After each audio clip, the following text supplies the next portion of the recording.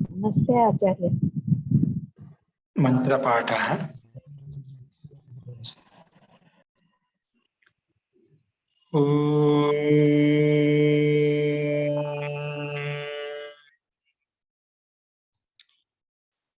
सहनाववतु सहनौ भुनक्तु सह वीर्यं करवावहै तेजस्विनावधीतमस्तु मा विद्विषावहै। ओम शांति शांति शांति। सर्वेभ्यो नमः। अंदरिकी नमस्कारम अंडी। समास प्रकरणं చెప్పుకుంటున్నాము। నిన్న తద్దితార్థోత్తర పద సమాహారేచ అనే సూత్రం చెప్పుకున్నాము। అంటే తద్దితార్థే అంటే తద్దిత ఉత్పత్తి విషయంలో, తద్దిత ప్రత్యయం యొక్క ఉత్పత్తి విషయంలో ఉత్తర పదం పక్కన ఉన్నప్పుడు, సమాహారం అవిధేయమైనప్పుడు, దిక్ సంఖ్యే శుభంతే, దిక్ సంఖ్యే శుభంతే దిశావాచి సంఖ్యావాచి శుభంతం ఉన్నప్పుడు సమర్థవంతమైన సమానాధికరణ వాచి శుభంతంతో వికల్పంగా సమాసం అవుతుంది। ఏ సమాసం అవుతుందంటే తత్పురుష సమాసం అవుతుంది చెప్పి చెప్పుకున్నాము। నిన్న ఉదాహరణ దీనికి సంబంధించి పూర్వస్యాం శాలాయాం భవః, పౌర్వశాలః, ఆపరశాలః అని చెప్పుకున్నాము। ఇవి దిశావాచి, పూర్వ దిశ అపర దిశ అని చెప్పి దిశావాచికి ఉదాహరణ మనం చూసాము। ఈరోజు సంఖ్యావాచికి ఉదాహరణలు ఎలా ఉంటాయో అవి మనం చూద్దామండి। అస్తు తో నిన్న చెప్పిన వాటిలో ఎవరికైనా సందేహం చెప్పండి।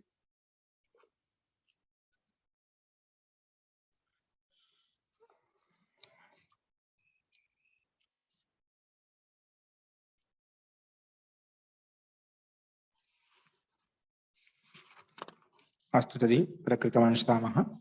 నిన్న పూర్వస్యాం శాలాయాం భవః, పౌర్వశాలః, అపరస్యాం శాలాయాం భవః, ఆపరశాలః అని చెప్పి మనం చెప్పుకున్నాము। ఇప్పుడు అదే క్రమంలో పంచనాపితః అనే ఉదాహరణ ఉంది, అది ఏముంటుందో చూద్దాం। ఇక్కడ పంచానాం నాపితానాం అపత్యం అంటే 5 మంది నాపితలు అంటే మంగళి వాళ్ళ యొక్క సంతానం, నాపితనే మంగళి వాళ్ళు ఎవరైతే ఉన్నదో వాళ్ళని ఒక సంతానం, 5 మంది యొక్క సమూహం, వారి యొక్క సంతాననే పంచనాపితః అని చెప్పి మనం చెప్పుకుంటాము।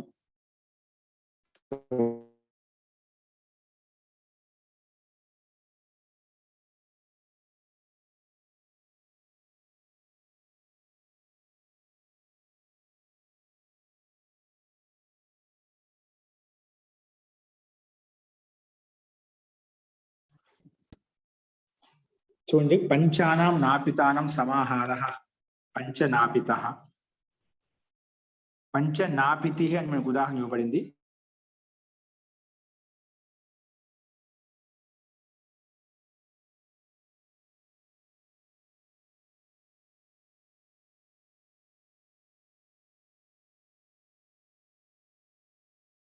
సమాహారః, సమాహారం అంటే సముదాయం, సమూహం, క్షమ్యతాం। పంచానాం నాపితానం అపత్యం సంతానార్థం కదా, సమూహార్థం కాదు, సంతానం యొక్క అపత్యం అంటే సంతానం। పంచానాం నాపితానం అపత్యం, అపత్యం అంటే సంతానం అని చెప్పాను, అంటే 5 మంది నాయి అంటే మంగళ వాళ్ళ యొక్క సంతానము, ఇది సమూహిక। పంచానాం నాపితానం 5 మంది ఆ వ్యక్తుల యొక్క సంతానం ఏదైతే ఉందో దాన్ని పంచనాపితి అని చెప్పి చెప్పుకుంటాం। సో విగ్రహ వాక్యానుసారంగానే మనం ఇక్కడ విగ్రహ వాక్యానుసారంగా పంచానాం నాపితానాం అని చెప్పి షష్ఠి విభక్తి బహువచనంలో విడగొట్టుకున్నాం కాబట్టి విగ్రహ వాక్యానుసారంగానే పంచన్ ఆం నాపిత ఆం అని అలౌకిక విగ్రహవాక్యం పెట్టుకుంటాం। పంచానాం మూల శబ్దం ఏంటి? పంచన్ శబ్దం, దాంట్లో ఆం ప్రతి తీసుకొచ్చాం షష్ఠి విభక్తి బహువచనంలో, గస్ ఓస్ ఆం సు ఔజస్ అం ఔట్ ప్రకారంగా ప్రాతిపదిక అధికారాన్ని వెళ్ళి తీసుకొచ్చాము। షష్ఠి విభక్తి బహువచనంలో ఆమ్ తీసుకొచ్చాం. పంచన్ ఆమ్, నాపిత ఆమ్. ఓకే, రెండు పంచానాం నాపితానం. అందుకే పంచన్ ఆమ్ నాపిత ఆమ్. ఇక్కడ మన ప్రకృతి సూత్రం ప్రకారంగా తద్దితార్థోత్తర పద సమాహారేచ ప్రకారంగా పంచ సంఖ్యావాచి ఉంది, ఉత్తర పదం ఉంది, తదితోత్పత్తి విషయం కూడా అంటే తదితోత్పత్తి తెచ్చుకుంటామట. కాబట్టి ఉత్తర పదము తదితోత్పత్తి విషయం కూడా ఉంది, ఇంకా సమాహారం అవిధేయం ఉంది. కాబట్టి ఇలాంటి అర్థంలో మనకు వికల్పంగా సమాసం అవుతుంది. ఏ సమాసం అవుతుంది? తత్పురుష సమాసం అవుతుంది చెప్పి ఈ సూత్రం చెప్పిందండి. అందుకే ఈ సూత్రం ప్రకారం సమాసం చేసుకున్నాము. సమాసం చేసుకోగానే వెంటనే ఏమవుతుంది? సుపో ధాతు ప్రాతిపదిక కృత్ తదిత సమాసాశ్చ ప్రకారంగా ప్రాతిపదిక సంజాని పేరు పెట్టుకుంటాము.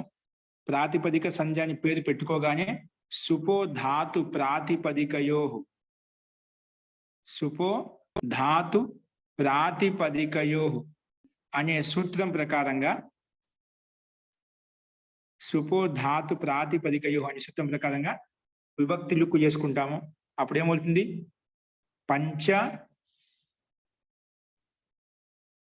పంచన్ నాపిత అలా ఉంటుంది. పంచన్ నాపిత.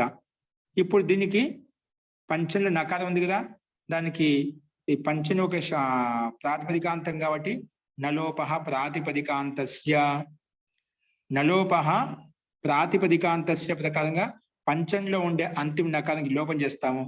లోపం చేస్తే పంచ అలా మిగులుతుంది. పంచ ఆమ్ సారీ విభక్తి ముందు లోపం చేస్తే పంచ మిగులుతుంది. నకారానికి లోపం చేస్తాము. నలోపహ నకారస్య లోప భవతి. ఎవరికి? ప్రాతిపదికాంతస్య నకారస్య లోపహ భవతి. లోపం చేశాం. పంచ నాపిత అలా ఉండిపోయింది. ఈ పంచ నాపిత అనే సమస్త పదము చేత ఇది ఒక ప్రాతిపదికం కాబట్టి ఈ ప్రాతిపదికం చేత అత ఈ అంటే పంచ నాపిత 5 మంది నాపితలు అంటే మంగళవాళ్ళు. ఆ సమస్త పదం చేత అత ఈ అనే సూత్రం ప్రకారంగా అపత్యార్థంలో సంతానార్థంలో ఈ ప్రత్యయం వచ్చింది. ఏమొచ్చింది? ఈ ప్రత్యయం వచ్చింది. అందుకే పంచనాపిత అనే ప్రాతిపదికం చేత ఈ ప్రత్యయం వచ్చింది. ఈ ప్రత్యయం ఎక్కడ వస్తుంది? ప్రత్యయ పరశ్చ ప్రకారంగా ప్రాతిపదికానికి పక్కనే ప్రత్యయం వస్తుంది. అందుకే పంచనాపిత ఈ ప్రత్యయానికి అనుబంధం లోపం చేస్తే ఏమవుతుంది? యాకి హలంత్యం తస్య లోపః ఆదర్శనం లోపః కేవలం ఈ మిగులుతుంది. పంచనాపిత ఇది తద్దిత ప్రత్యయం. తద్దితాహ ప్రకారంగా తద్దిత అధికారంలో ఉంది కాబట్టి తద్దితాహ ప్రకారం తద్దిత సంజ్ఞ ఉంది. తద్దిత సంజ్ఞ ఉంది కాబట్టి వెంటనే మనం పైన చెప్పిన విధంగా తద్దితే శ్వచామాదేహి తద్దిత ప్రత్యయం పక్కన ఉంటే ముందున్నటువంటి అచ్చుల్లో ఆది అచ్చుకి ఈ అనేది ఈ ప్రత్యయం తద్దిత ప్రత్యయం కదా, అది పక్కన ఉంటే ముందున్నటువంటి అచ్చులలో ఆది అచ్చు ఉంది. అచ్చులలో ఆది అచ్చుకి ప్రాతిపదిక సంజ్ఞ అని పేరు సారీ అచ్చుల ఆది అచ్చుకు వృద్ధి చేస్తాం. తద్దితే స్వచామాదేహి అనే సూత్రం ప్రకారంగా ఇది ఏమంటుందంటే తద్దిత ప్రత్యయం అనేది పక్కన ఉంటే ముందున్నటువంటి అంగంలో అచ్చులలో ఆది అచ్చు ఇక్కడ పా చ నా పి త ఇన్ని అక్షరాలు ఉన్నాయి. ఈ అక్షరాల్లో అచ్చుల్లో ఆది అచ్చుకి ఏమొస్తుంది? అచ్చుల్లో ఆది అచ్చుకి ఏం చేస్తాము? వృద్ధి చేస్తాం. అప్పుడు ఏమవుతుంది? పంచంలో పాలో ఉండే ఆకారం వృద్ధి చేస్తే ఆ అయిపోతుంది. ఏమవుతుంది? పా అయిపోయింది. అప్పుడు ఏమవుతుంది? పా అయిపోతుంది. పాంచనాపిత అప్పుడు ఏమవుతుంది? పాంచనాపిత అయిపోతుంది. పాంచనాపిత ఈ వృద్ధి చేస్తాము. అచ్చుల్లో ఆదేశకు వృద్ధి పాంచనాపిత ఈ అయిపోయింది. పాలో ఉండే ఆకి వృద్ధి ఆ అయిపోతుంది. పాంచనాపిత ఈ. ఇప్పుడు ఈ స్థితిలో యస్యేతి చ ముందు యస్మాత్ ప్రత్యయ విధి స్థలాది ప్రత్యయంగం ప్రకారంగా ప్రత్యయం పక్కన ఉంది కాబట్టి వెంటనే ముందున్న దానికి అంగ సంజ్ఞ పేరు వస్తుంది. తర్వాత యస్యేతి చ యచిభం ప్రకారంగా మళ్ళా ప్రత్యయం పక్కన ఉంటే ముందున్న దానికి భా సంజ్ఞ పేరు పెట్టుకుంటాం. ఏ పేరు పెట్టుకుంటాం? భా సంజ్ఞని పేరు పెట్టుకుంటాం. భా సంజ్ఞ అంగ సంజ్ఞ పేరు పెట్టగానే వెంటనే యస్యేతి చ అనే సూత్రం వచ్చేసి అదే తద్దిత ప్రత్యయం పక్కన ఉంటే ముందున్నటువంటి అకారాంతానికి ఏమవుతుంది? ముందున్నటువంటి అకారాంతానికి లోపం చేస్తుంది అన్నమాట. ఎస్యతిచ. అందుకే నాపిత తాలో ఉండే ఆకారం లోపిస్తుంది. అప్పుడు పంచ నాపిత్ అయిపోతుంది. పంచ నాపిత్, సారీ ఆదేశం దిద్దు చేసిన కదా, పాంచ నాపిత్ అలా వచ్చింది. అంటే తాలో ఉండే అకారానికి ఎస్యేతిచ అనే సూత్రం ప్రకారంగా ఇవర్ణాంతస్య అవర్ణాంతస్య తద్దితే పదతః లోపో భవతి. బస్య అంగస్య, ఇది భా ఉంది, అంగ సంధ్య పేరు పెట్టాం కాబట్టి నాపిత్త అనే తకారంలో ఉండే ఆకారానికి లోపం చేశాము. అందుకే పాంచ నాపిత్ ఈ ఇలా వచ్చింది. సో దీన్ని కలిపితే పాంచ నాపిత్తి అలా వచ్చింది అన్నమాట. ఈ మళ్ళీ ఈ అనేది తద్దిత ప్రత్యయం కాబట్టి తద్దిత సమాసాశ్చ అనే సూత్రం ప్రకారంగా మళ్ళీ ఈ ప్రత్యయంతో కలిపి మొత్తానికి మళ్ళీ ప్రాతిపదిక సంధ్యానికి కొత్త పేరు పెట్టుకున్నాము. ఈ తద్దిత ప్రత్యయాంత నిమిత్తం చేసుకుని తద్దితాంతస్య ప్రాతిపదిక సంధ్యా భవతి అని తద్దిత సమాసాశ్చ అనే సూత్రం చెప్తున్నమాట. ఇక్కడ ఈ అనేది తద్దిత ప్రత్యయం కాబట్టి తద్దిత ప్రత్యయం ఏ దానికైతే అంతిమంలో ఉందో ఆ మొత్తానికి మళ్ళీ ప్రాతిపదిక సంధ్య అని పేరు పెట్టుకుంటాము. ప్రాతిపదిక సంధ్య అని పేరు పెట్టుకోగానే వెంటనే మళ్ళీ జ్ఞా ప్రాతిపదిక అధికారానికి వెళ్ళి సు తెచ్చుకొని సుకి ఋతు విసర్గం చేసుకుంటే పాంచనాపితి అనే రూపము సిద్ధిస్తుందండి. అస్తు, ఇందులో పాంచనాపితి అనే రూప సిద్ధి యొక్క సందేహం చెప్పండి.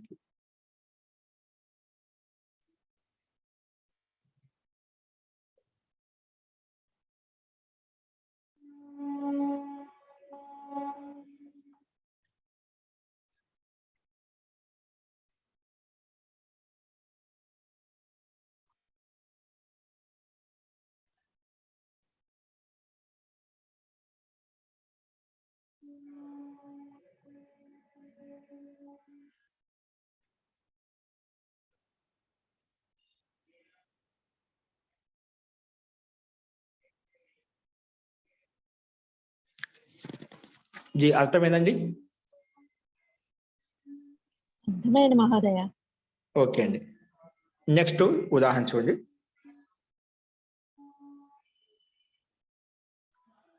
నెక్స్ట్ వచ్చేసి పంచకపాల అని రూపసిద్ధి ఇచ్చారు ఇక్కడ. ఏంటి? పంచకపాల. చూడండి, పంచకపాల యొక్క రూపసిద్ధి ఎలా ఉంటుందో చూద్దాం. పంచానాం కపాలానాం, లేదు, పంచాసు కపాలేసు సంస్కృత. 5 కపాలలో సంస్కారం చేయబడిన పదార్థం ఏదైతే ఉందో దాన్ని పంచకపాల అన్న. కపాలం అంటే ఏంటి? మన కుండ పగిలిపడి పెక్కులు ఉంటాయి కదండి, పెక్కులు అంటామని. కుండ ముక్కలు ఉంటాయి కదా, మట్టి కుండ యొక్క ముక్కలు. అటువంటి ముక్కల్లో 5 కుండ పెంకులు, ఆ 5 వాటిని ఒక పెద్ద సైజులో పెద్ద పెద్ద ముక్కలు తీసుకొని, కుండ పెంకులు తీసుకొని దాంట్లో సంస్కారం చేసేటువంటి దాంట్లో ఏదైనా కొంచెం మార్పు వేసి ఒక పదార్థాన్ని మార్చుకునేమాట. అట్లా పంచసు కపాలేసు సంస్కారం. 5 కపాల్లో ఏదైనా పురోడాశం అంటే ఏదైనా ఒక అన్నం లాంటిది ఒక పదార్థం ఏదో ఒక ద్రవ్యం తీసుకొచ్చి అక్కడ పెట్టి దాన్ని ఏదైనా సంస్కారం చేయమంట, మార్చడం. దాన్ని ఏదైనా ద్రవ్యం వేసి నీళ్లు పోసి ఇంకేమైనా పాలు పెరుగు పోసి అని మార్చుకోవడం. అందుకే ఖాద్య పదార్థానికి అనుకూలంగా మార్చుకోవడం. మనకు అనుకూలమైన విధంగా సంస్కారం చేసుకోవడం, దాన్ని సంస్కృతం అంటాం. ఓకే, ఇప్పుడు పెరుగు ఉంది, అన్నం ఉంది, విడిగా ఉన్నాయి. ఇప్పుడు పెరుగులో అన్నం కలుపుకొని, అన్నంలో పెరుగు కలుపుకొని మనం దాన్ని ఒక దద్యోదనం చేశాం. ఇది ఒక సంస్కారం. దాంట్లో ఇంకా విశేషంగా దాంట్లో తాలింపు వేసి ఇంకా దాన్ని ఏదైనా చేస్తామంట, దాన్ని సంస్కరించడం అంట. అంటే పదార్థాన్ని ఒక సామాన్యంగా ఉండేదాన్ని విశేషంగా సంస్కరించడాన్ని ఇక్కడ సంస్కృత అని చెప్పి చెప్పుకుంటామంట. దాన్ని సంస్కృత అని చెప్పాం ఇక్కడ. అలాగా పంచ కపాల్లో, పంచ పెంకుల్లో, 5 పెంకుల్లో ఉన్నటువంటి ఒక పురోడాశం పెడతాం. అంటే అన్నంతో చేసినటువంటి పెంకు. ఇప్పుడు మనం మాండు అంటే అది గంజి వంచకుండా అలాగే ఉంటుంది, నీళ్ళు ఎక్కువ వంచకుండా అలాగే ఉంటుందని, దాన్ని పురోడాశం అంటామంట. అంటే ఎక్కువ యజ్ఞ యాగాల్లో దాన్ని అట్లా నీళ్ళు ఎక్కువ పోసి సమభాగంలో నీళ్లు కొన్ని వంచేసి అలా వంచేస్తాను. నీళ్ళు వంచదు అనుకుంటాను తెలిసి, సమానంగా పోసి అలాగే పెట్టేస్తాడు. అది పురోడాశం అంటామంట. అది 5 కపాల్లో పెట్టి దానికి యాజ్ఞిక ప్రక్రియ ప్రకారంగా దాన్ని మార్చడం, సంస్కారం చేయడం, దాన్ని పంచకపాల అంటాం. అది 5 కపాల్లో పెట్టి మారుస్తూ ఉంటాం. అది 5 కపాల్లో పెట్టిన పురోడాశం ఏదైతే ఉందో, పదార్థం ఏదైతే ఉందో, అన్నం ఏదైతే ఉందో దాన్ని అగ్నిదేవుడికి ఆహుతిగా ఇస్తాం అనమాట. అస్తు అది ప్రక్రియ ఈ విధంగా ఉంటుంది. జస్ట్ నమూనా చెప్పాను. మనకు పంచ కపాల 5 కపాలాల్లో తయారు చేసినటువంటి వండినటువంటి పురోడాశం అయితే ఉందో దాన్ని పంచ కపాల అంటే ఇది వండినటువంటి చెప్పిన ఆ చిన్న చిన్న పెంకుల్లో ఆ పదార్థాన్ని కింద మంట పెట్టి అది వేడి చేస్తాను. నిజం మర్చిపోయినా ఇప్పుడు గుర్తుకొస్తుంది. ఆ చిన్న చిన్న కపాల్లో ఒక నీళ్లు పోసి దాంట్లో బియ్యం పోసి అక్కడే మంట పెట్టండి, అక్కడే ఉడికిపోతుంది, అక్కడే తయారైపోతుంది. ఆ పురోడాశము అక్కడే తయారైపోతుంది అన్నమాట. ఆ చిన్న చిన్న పెంకులు అలాగే వేడి చేసి నీళ్లు పోసామనుకోండి ఏమవుతుందో మామూలుగా అన్నం అవుతుంది. ఎలా మనకు కుండల్లో చేస్తాము, ఇంట్లో పాత్రలో చేస్తాము, అదే విధంగా అలాగా 5 పెంకుల్లో తయారు చేసిన పురోడాశం అయితే ఉందో దాన్ని పంచకపాల. 5 కపాల్లో తయారు చేసిన పురోడాశం అవుతుందో అది అగ్నిదేవుడికి ఆహుతిగా ఇస్తాం మనం. అస్తు. ఇది పంచకపాల అనే సమస్త పదానికి విగ్రహవాక్యం ఏంటి? పంచసు కపాలేసు సంస్కృత. 5 కపాల్లో తయారు చేసిన పదార్థం అయితే ఉందో దాన్ని పంచకపాల అంటాము. ఇక్కడ ఎలా విడగొట్టినాం? పంచసు కపాలేసు ఇది సప్తమి భక్తి విడగొట్టినాం. సప్తమి భక్తి బహుశలో విడగొట్టుకున్నాం అన్నమాట. కానీ విగ్రహవాక్యం సప్తమి భక్తి బహుశలో ఉంది కాబట్టి అలౌకిక విగ్రహవాక్యం కూడా అదే విధంగా పెట్టుకుంటాం. పంచన్ సుప్పు సప్తమి గీ ఓ సుప్పు సుప్పు కదా, సుప్పు వచ్చింది. పంచన్ సుప్పు కపాల సుప్పు, పంచన్ సుప్పు కపాల సుప్పు. దీనికి మన ప్రకృతి సూత్రం ప్రకారంగా తద్దితోత్తర పద సమాహారేచ ప్రకారంగా ఉత్తర పదం ఉంది, తదితోత్పత్తి విషయం ఉంది కాబట్టి అదేవిధంగా సంఖ్య అనేది ఉంది, సంఖ్యావా సుబంధం కూడా ఉంది కాబట్టి మనకు ఈ సూత్రం ప్రకారం తత్పురుష సమాసం అవుతుంది. సమాసం చేసుకోగానే కృత్ తద్దిత సమాసాశ్చ ప్రకారంగా ప్రాతిపదిక సంధ్య పేరు పెట్టగానే సుపో ధాతు ప్రాతిపదికయో ప్రకారంగా విభక్తులు చేస్తాము. అప్పుడు ఏమవుతుంది? పంచన్న కపాల అంటే 2 సుప్పులు వెళ్ళిపోతాయి. పంచన్న కపాల అలాగే ఉండిపోతాయి. ఇప్పుడు పంచన్ కపాల ఇలా ఉండిపోయాయి కదా. ఇప్పుడు ఈ స్థితిలో నలోప ప్రాతిపదికాంతస్య ప్రకారంగా పైన చెప్పిన విధంగానే ఇక్కడ పంచంలో ఉండే నకారానికి లోపం చేస్తాము. పంచంలో ఉండే నకారానికి లోపం చేస్తాము. అప్పుడు పంచ కపాల అలా మిగిలిపోతుంది. ఇప్పుడు పంచ కపాల అనే సమస్త పదం చేత 5 కపాలలో వండబడింది, తయారు చేయబడింది అనే అర్థం చెప్పడం కోసము పంచ కపాల అనే శబ్దం చేత ప్రాతిపదికం చేత సంస్కృతం భక్షాహ, సంస్కృతం భక్షార్థంలో అంటే భక్ష్య పదార్థాన్ని తినే అర్థంలో అంటే తినడానికి యోగ్యమైన పదార్థాన్ని తయారు చేయడం కోసం చేయబడిన సంస్కారం ఏదైతే ఉందని సంస్కృతం భక్ష అనే అర్థంలో సంస్కృతం భక్ష అనే సూత్రం ప్రకారంగా అని ప్రత్యయం వచ్చిందండి. 5 కపాలు సంస్కరించబడిన పదార్థం అనే అర్థాన్ని చెప్పడం కోసము సంస్కృతం భక్షాహ అనే సూత్రం ప్రకారంగా తద్దిత ప్రత్యయం అన్ని వచ్చింది. ఏమొచ్చింది? తద్దిత అన్ని ప్రత్యయం వచ్చింది. అందుకే పంచకపాల అన్న. ఇది అన్న అనేది తద్దిత ప్రత్యయం తద్దిత ప్రకారంగా. మళ్ళా అన్ని ప్రత్యయానికి అనుబంధ లోపం చేస్తాం. అనుబంధ లోపం చేస్తే హలంత్యం ప్రకారంగా అన వెళ్ళిపోతుంది, కేవలం ఆ మిగులుతుంది. ఇప్పుడు పంచకపాల ఆ. ఇక్కడ ఈ స్థితిలో మనకు సంఖ్య పూర్వో దిగుహు. సంఖ్య అనేది పూర్వంలో ఉంటే దానికి దిగు సంఖ్య పేరు వస్తుందన్నమాట. ఇప్పుడు పంచకపాలలో పంచ సంఖ్య ముందుంది, అలాగే దిగు సంఖ్య. దిగు సంఖ్య పెట్టుకునే దానికి దిగు సంఖ్య పేరు ఎలా వచ్చిందంటే మనకు పంచకపాల అన్న అనుక ఆ మిగిలింది. సంఖ్య పూర్వంలో ఉంది కాబట్టి ఇక్కడ ప్రయోజనం ఉంది కాబట్టి వెంటనే ఈ సూత్రం ప్రకారంగా సంఖ్య పూర్వో దిగు అని చెప్పి దిగు సంఖ్య పేరు పెట్టామండి. ఏ సమాసంలో అయితే సంఖ్య అనే పూర్వంలో ఉంటే దానికి దిగు సంఖ్య అని పేరు వస్తుంది. ఏమొస్తుంది? ఏ సమాసానికైతే సంఖ్య పూర్వంలో ఉంటే అది దిగు సమాసం అయిపోతుంది అన్నమాట. అంటే దిగు సమాసంగా దిగు సంఖ్య పేరు పెట్టేస్తాం. దిగు సంఖ్య అని పేరు పెట్టడం ఎలా వచ్చింది? ఇక్కడ ఈ పంచకపాల ఆకి ద్విగు సంధ్య అని పేరు, ద్విగు సంధ్య నామకరణం చేయడం వలన ఏం లాభం వచ్చిందంటే ద్విగోర్ లుగనపత్యే, ద్విగోహు లుక్ అనపత్యే, ద్విగోహు దిగు సంధ్య పేరు పెట్టినటువంటి ప్రాతిపదిక పక్కన అపత్యార్థంలో వచ్చినటువంటి ప్రత్యయం అయితే ఉందో దానికి లుక్ అయిపోతుంది అని చెప్పిందన్నమాట. ఏం చెప్పింది? ఇది అన్ ప్రత్యయం ఏ అర్థంలో వచ్చింది? అన్ ప్రత్యయం అనేది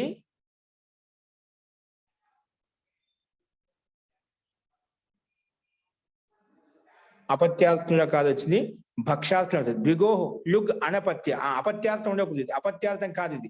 ఏ అర్థము? ఇది భక్షణార్థం అనమాట. అపత్యార్థం ఉంటే అనపత్య అంటే అపత్యాన్ని వదిలేసి, అంటే అపత్యం వదిలేసి అపత్యార్థం కదా, భిన్నార్థం ఉంది. అందుకే పంచకపాల అనే ప్రాతిపదికానికి పక్కలో ఉండే ఆ ప్రత్యయానికి లుక్ అంటే అని ప్రత్యయానికి మొత్తం లుక్ అయిపోతుందంట. ఇది దిగు సంబంధి కదా, దిగు సంధ్య పేరు పెట్టినాం కాబట్టి వచ్చిందండి.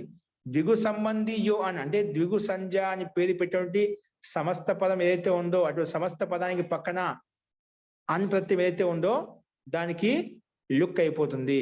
ఏమైపోతుంది? అని ప్రత్యయానికి లుక్ అయిపోతుంది అని చెప్పింది అన్నమాట. ఓకేనా?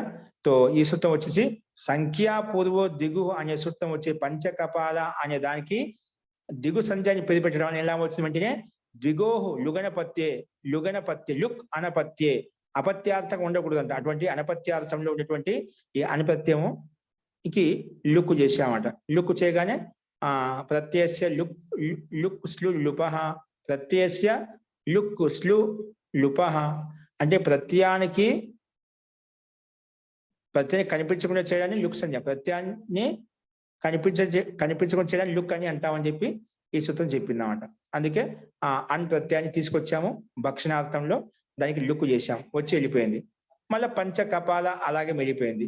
ఈ పంచకపాల అనే శబ్దానికి మళ్ళీ ప్రాతిపదికం ఆల్రెడీ ఉంది కాబట్టి గ్యా ప్రాతిపదిక అధికారంలోకి వెళ్ళి సూ తెచ్చుకుని సూకి ఋతు విసర్గ చేసుకుంటేనా పంచకపాల అనే రూపము సిద్ధిస్తుందండి.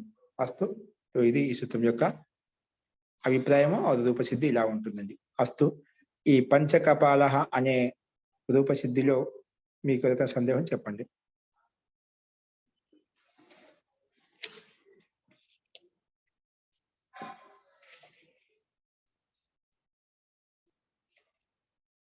ఓకే అండి, నాకు తెలిసి సింపుల్గానే సిద్ధి, కష్టమేం లేదు. అస్తు. నెక్స్ట్ సిద్ధి ఏం చూపించా అంటే పూర్వశాల ప్రియ. ఏ ప్రియ? పూర్వ అంటే పూర్వ దిశలో ఉండే శాల ఏదైతే ఉందో దానికి ప్రియమైన అంటే ప్రియమైంది. పూర్వక భవన్ జిస్కా ప్రియ హే అంటే పూర్వంలో ఉండే భవన్ ఎందుకంటే ప్రియంగా ఉందో దాన్ని పూర్వశాల ప్రియ అంటాం. ఏమంటాము? పూర్వశాల ప్రియ అని చెప్పి మనం చెప్పుకుంటాం. పూర్వశాల ప్రియ. ఓకే,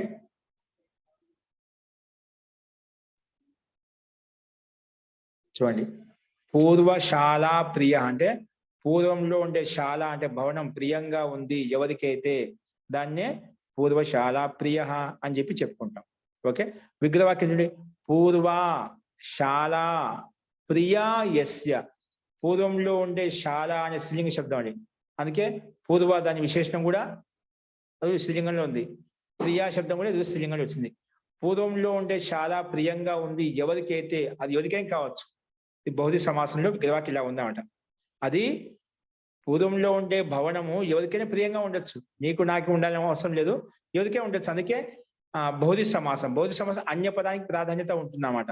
అందుకే పూర్వశాల ప్రియా యస్య, పూర్వంలో ఉండే శాల అంటే భవనం ప్రియంగా ఉంది ఎవరికైతే అని చెప్పి ఇక్కడ చెప్పుకున్నాం. ఓకేనా?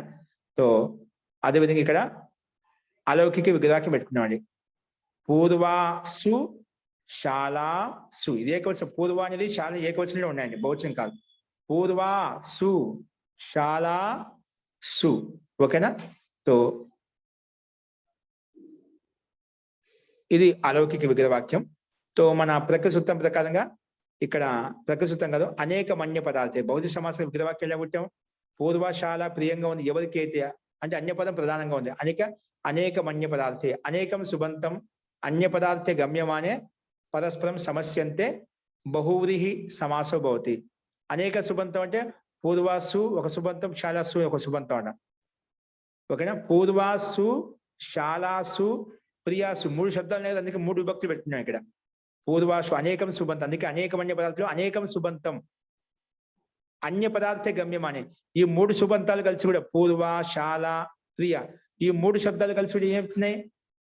అక్కడ ఉండే అర్థానికి ప్రాధాన్యత లేదు. ఇప్పుడు మనకుండే సమాసంలో అవిభవ సమాసం కావచ్చు, తత్పురుష సమాసం కావచ్చు, ద్వంద్వ సమాసం కావచ్చు, అక్కడ ఉండే పదాల్లో పూర్వపదం కావచ్చు, ఉత్తర పదం కావచ్చు, రెండు పదాలు కావచ్చు.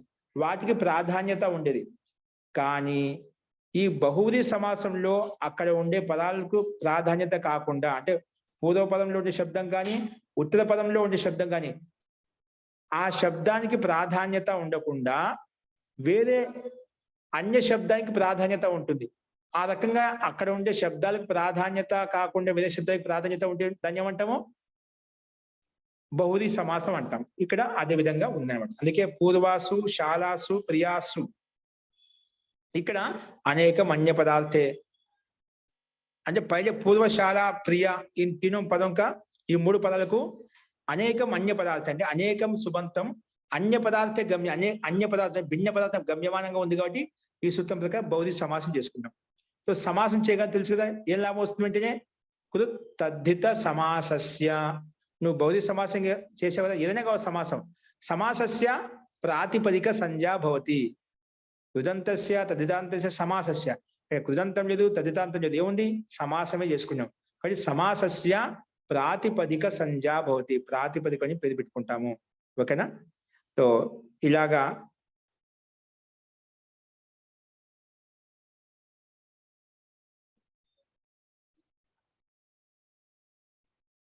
ప్రాతిపదిక సంజ్ఞ పేరు పెట్టుకున్న వల్ల వెంటనే సుపో ధాతు ప్రాతిపదిక యోగ ప్రకారం ఏమైపోయింది? సుప్పు లుక్ చేసామంట. సుప్పు లుక్ చేసుకున్నామంట. అందుకే పూర్వ పక్కన సు, శాల పక్కన సు, ప్రియా పక్కన సు, లుక్ అయిపోయినాయి.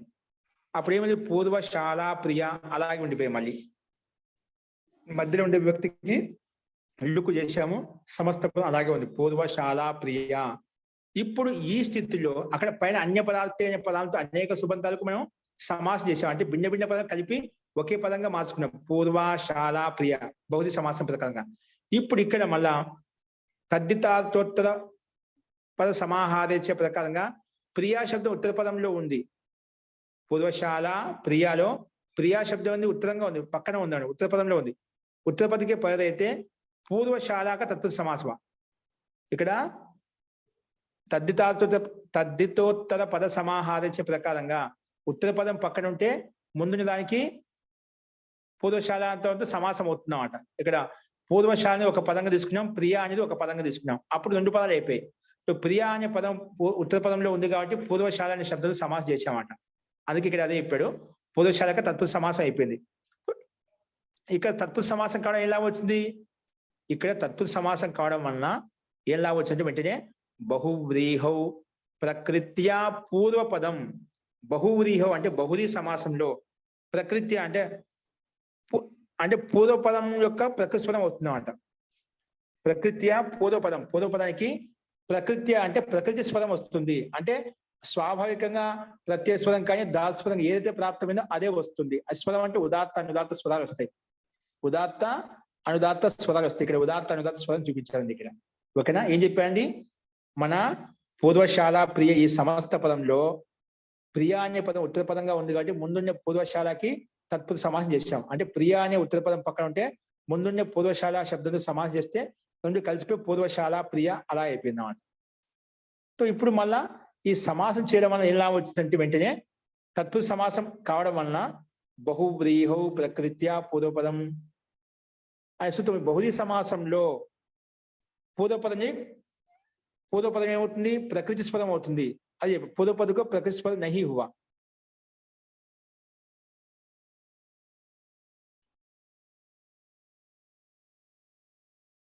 ఎందుకంటే ఇదేమంటుంది?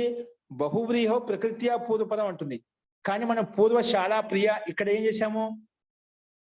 తద్ధితార్థోత్తర పద సమాహారేచే ప్రకారం ఏం చేశాము? దీనికి తత్పురుష సమాసం చేశాం. పైనేమో పూర్వశాల ప్రియాకేమో బహువ్రీహి సమాసం చేశాం.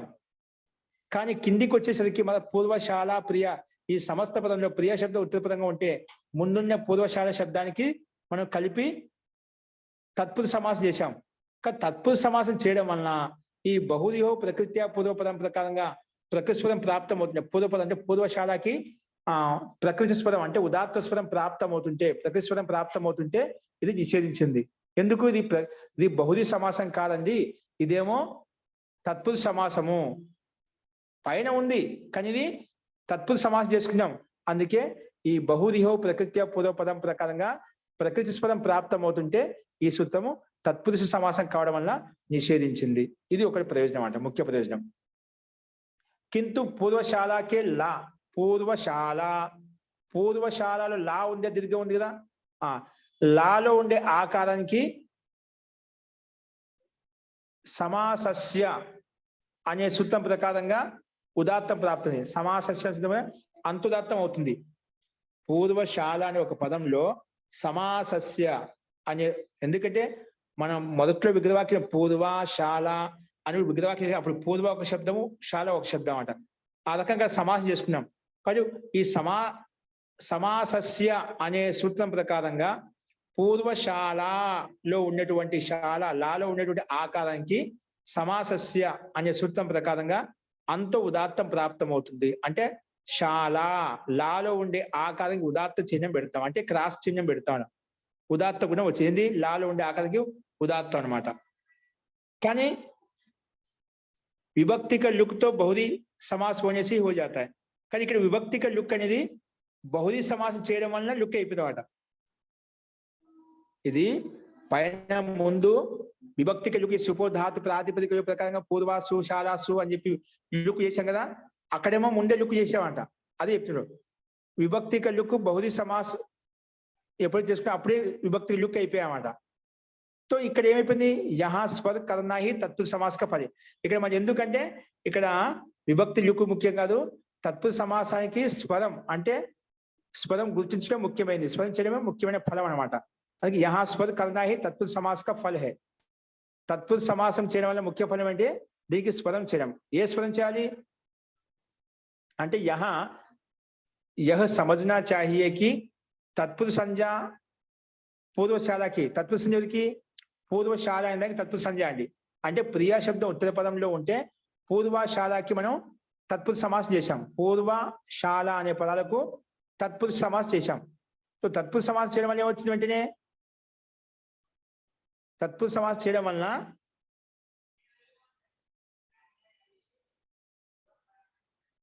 తత్పురుష సంజ్ఞకి పూర్వశాలకి, तो పూర్వశాల కాబట్టి ఆ లాలో ఉండే ఆకారానికి సమాసాంత్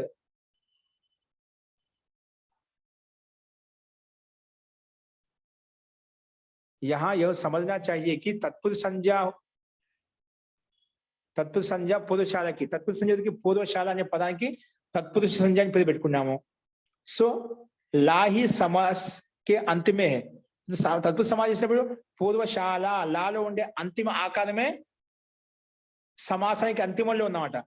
లా హి సమాస్ के अंतिम में हुआ అంటే లకారమే సమాసానికి అంతిమంలో ఉంది.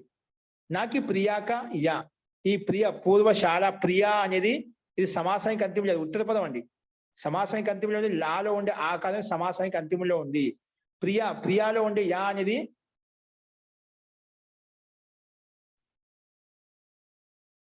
ఇది అంతిమం లేదు. సమాసం అంటే ముందు తత్పురుష సమాసం వరకు ప్రియా శబ్దానికి బౌద్ధ సమాసం, కానీ పూర్వశాల వరకే తత్పురుష సమాసం.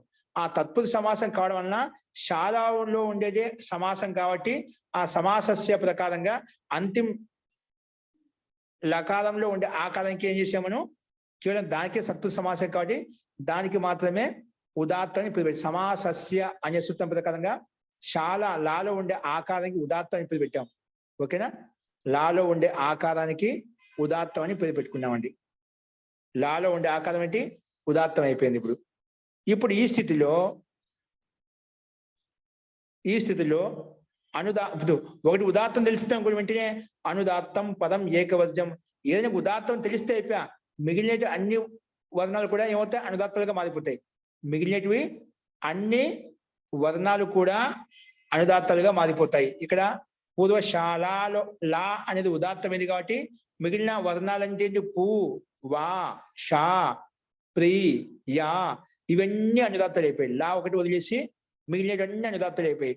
అనుదాత్తం అంటే వస్తుంది, అడ్డగిత వస్తుంది. అంటే లా పక్కనే ఉంది, ప్రీ ఉంది. ప్రీకి అడ్డగిత గీసాము, యాకి అడ్డగిత గీసాము, అది అనుదాత్తం అయిపోయింది. దాని ముందు కూడా అన్ని అడ్డుగితలు వస్తాయన్నమాట. అంటే ఉదాత్తం ఎవరికైతే పెట్టామో అదొక్క పదాన్ని వదిలేసి మిగిలిన అచ్చువర్ణాలు ఏవైతే ఉన్నాయో వాటన్నిటికీ అనుదాత్తం అని పేరు పెట్టుకుంటాము. ఇక్కడ అనుదాత్తం అని పేరు పెట్టాం. అనుదాత్తం పేరు పెట్టుకుని ఇంకో సూత్రం వస్తుంది, ఉదాత్తాత్ అనుదాత్తస్య స్వరితః నువ్వు ఉదాత్తం కాగానే ఏ విధంగా అన్ని అనుదాత్తాలు అయిపోయాయో, ఇప్పుడు అనుదాత్తాలు చేసిన తర్వాత ఆ ఉదాత్తానికి పక్కన అనుదాత్తం ఉంటే, ఆ ఉదాత్తానికి ప్రక్కన అనుదాత్తం ఉంటే ఆ అనుదాత్తం ఏమవుతుంది? స్వరితంగా మారిపోతుంది. ఉదాత్తానికి పక్కన ఎప్పుడు అనుదాత్తం వచ్చినా అది వెంటనే ఏమవుతుంది? అనుదాత్తము స్వరితంగా మారిపోతుంది. అంటే అనుదాత్తం తీసేసి దానిపైన నిలువుగీత పెడతారు, స్వరిత చిహ్నం పెడతామట. కాబట్టి ఉదాత్తాత్ అనుదాత్తస్య స్వరిత ప్రకారంగా అవి శాల లా పక్కన ఉండే ప్రి ఏమైపోయింది?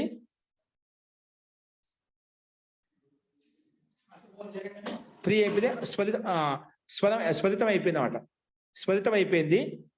తో స్వరితం కాగానే స్వరితానికి పక్కన ఏముంది? ఇంకే యా ఉంది. దానికి ఏమైపోయింది? స్వరిత సంహితాయాం అనుదానం. ఆ స్వరిత నువ్వు ప్రీలో ఉండే ఈకి స్వరితం చిహ్నం పెట్టావు కదా, దాని పక్కలో ఉంది స్వరిత సంహితాయాం అనుదాత్తనం. ఆ స్వరితానికి పక్కన అనుదాత్తం ఉంటే ఏమవుతుంది? అది ఏకశృతి అయిపోతుంది. ఏమైపోతుంది?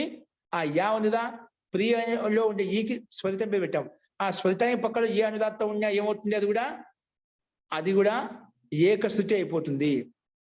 స్వరిత సంహితాయాం అనుదాత్తానం ప్రకారంగా స్వరితానికి పక్కన ఉండేటువంటి అనుదాత్తం అయితే ఉందో దానికి ఏకశృతి అయిపోతుంది. కాబట్టి ఈ రకంగా మనము సమాసం గుర్తించుకుంటామండి.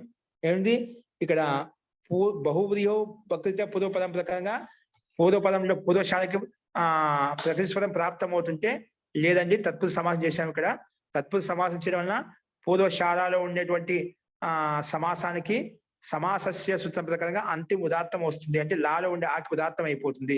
అది ఉదాత్తం అని తెలియగానే మొత్తం మిగిలిన వర్ణాన్ని అనుదాత్తాలు అయిపోయి, అనుదాత్తం కాగానే మళ్ళీ ఉదాత్తానికి పక్కలో ఉండే అనుదాత్తానికి స్వరితం చేశాము. స్వరితం చేయగానే ఆ స్వరితానికి పక్కన ఏవైతే వర్ణాలు ఉన్నాయో వాటిని కూడా ఏకశృతి చేశాము. స్వరిత సంహితాయాం అనుదాత్తనం ప్రకారంగా ఏకశృతి అయిపోయింది. అందుకే చూడండి ఇక్కడ పూ అడ్డుగీత, వా అడ్డుగీత, షా అడ్డుగీత, లా అనేది అనుదాత్తం కాబట్టి ఉదాత్తం కాబట్టి ఏమి ఇవ్వలేదు. ప్రీ స్వరితం చేసుకున్నాము. ప్రీ పక్కన స్వరితం పక్కన ఉండే యా అనేది అనుదాత్తము, అందుకే అడ్డగీత తీసేసాం. ఏమైపోయింది? ఏకశృతి అయిపోయింది. అంటే ఒకే శృతిగా పలుకుతామంట. స్వరితం పక్కన ఏ వర్ణం అయితే ఉంటే ఏకశృతిలో పలికేస్తామంట అని ఇక్కడ చెప్పబడింది. ఇంతకు పూర్వశాల ప్రియ ఇలా వచ్చేసింది ఓపెన్ చేసుకోగానే.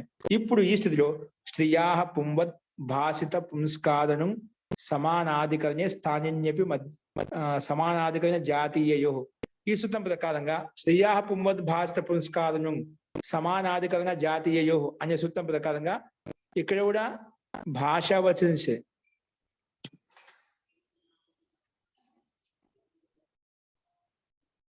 భాష అంటే మహాభాష్యం యొక్క వచనం ప్రకారంగా భాషా వచనం చేత అంటే మహాభాష్యం యొక్క వచనం ప్రకారంగా పూర్వాలో ఉండేటువంటి పూర్వ ఉందిగా దానికి హ్రస్వం అయిపోయింది, అంటే పుంవద్భావం అయిపోయింది. ఈ సూత్రం ప్రకారంగా స్త్రియా పుంవద్ భాష పుంస్కాదనం అనే సూత్రం ప్రకారంగా పుంవద్భావం కావడం లేదు. ఈ సూత్రం దగ్గర ఇచ్చినటువంటి వార్తిక మహాభాష్యకారు యొక్క వచనం అయితే ఉందో పుంవద్భావ సర్వనామ్న వృత్తి మాత్రమే చెప్పా. సర్వనామ్న వృత్తి మాత్రం పుంవద్భావ వక్తవ్య. ఆ వార్తికం ప్రకారంగా ఇక్కడ కూడా ఆ వార్తికం ప్రకారంగా అయిపోతుంది, పుంవద్భావం అయిపోతుంది. అందుకే పూర్వాలో ఉండే దీర్ఘాకారము హ్రస్వాకారంగా మారిపోతుంది. అందుకే పూర్వశాల ప్రియా, పూర్వశాల ప్రియ అలాగే ఉన్నాయి. ఇప్పుడు గో స్త్రియో రూప సర్జనస్య, గోహు స్త్రియో అంటే గో శబ్దాంతస్య ఉపసర్జన స్త్రీ ప్రత్యాంతస్య. ఉపసర్జన గో శబ్దం ఉండాలి, లేదా ఉపసర్జన స్త్రీ ప్రత్యయం ఉండాలి. ప్రియా, ప్రియాలో స్త్రీ ప్రత్యయం ఉందన్నమాట. కాబట్టి ఈ సూత్రం వచ్చి చేసింది గో స్త్రియో ఉపసర్జన స్త్రీ ప్రత్యాంతస్య హ్రస్వ భవతి చెప్పింది. అంటే ప్రియా అనేది స్త్రీ ప్రత్యాంత శబ్దంగా దానికి హ్రస్వం అయిపోయిందన్నమాట. ప్రియాలో ఉండేటువంటి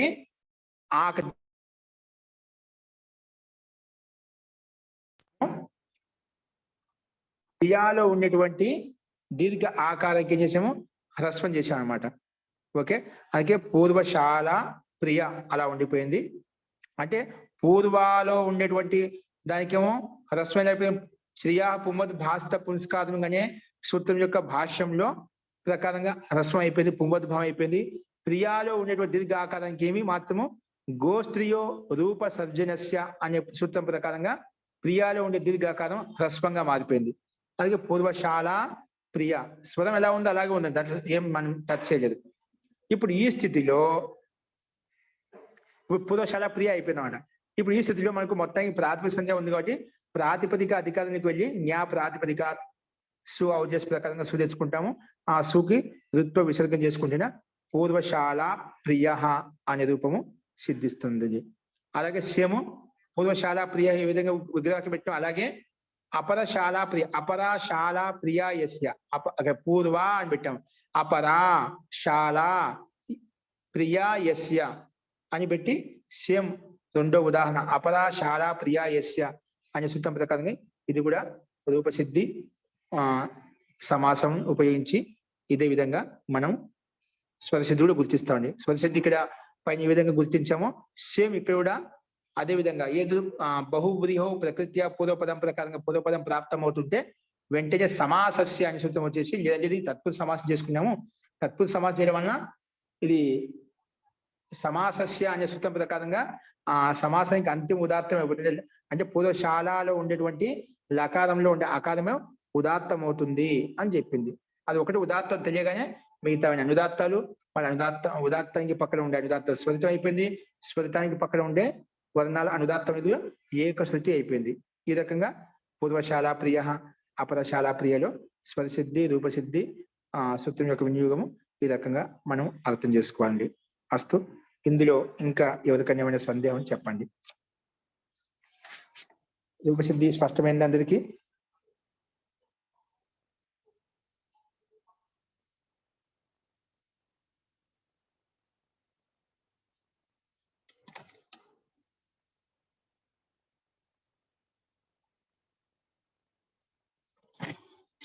జీ ఎవరికైనా సందేహం ఉందా?